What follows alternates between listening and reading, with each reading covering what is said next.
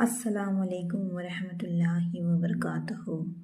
ಹಜರತ್ ಆದಮ್ ಅಲೈಹಿಸ್ಸಲಾಂ. ಹಜರತ್ ಆದಮ್ ಅಲೈಹಿಸ್ಸಲಾಂ ಅವರಿಗೆ ಅಲ್ಲಾಹನು ಜ್ಞಾನ ಮತ್ತು ವಿವೇಕ ಕೊಟ್ಟನು. ಮಲಕ್ಗಳಿಗಿಂತಲೂ ಉನ್ನತ ಪದವಿ ಕೊಟ್ಟನು. ಭೂಮಿಯ ಮೇಲೆ ತನ್ನ ಪ್ರತಿನಿಧಿಯಾಗಿ ಮಾಡಿದನು.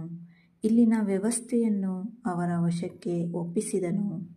ಆದಮರ ಮುಂದೆ ಬಾಗಿರಿ, ಆದಮರಿಗೆ ಸಾಷ್ಟಾಂಗವೆರಗಿರಿ ಎಂದು ಮಲಕ್ಗಳಿಗೆ ಅಪ್ಪಣೆ ಮಾಡಿದನು. ಎಲ್ಲರೂ ದೈವಿಕ ಆಜ್ಞೆಯನ್ನು ಶಿರಸಾವಹಿಸಿ ಸುಜೂದ್ ಮಾಡಿದರು. ಆದರೆ ಇಬ್ಲೀಸನು ಮಾತ್ರ ನಿರಾಕರಿಸಿದನು. ಅವನು ಜಿನ್ಗಳಲ್ಲಾಗಿದ್ದನು, ಮಲಕ್ ಆಗಿರಲಿಲ್ಲ. ಜಿನ್ಗಳನ್ನು ಅಗ್ನಿಯಿಂದ ಉಂಟು ಮಾಡಲಾಗಿದೆ. ಇಬ್ಲೀಸನು ಅಗ್ನಿಯಿಂದ ಉಂಟಾಗಿದ್ದನು.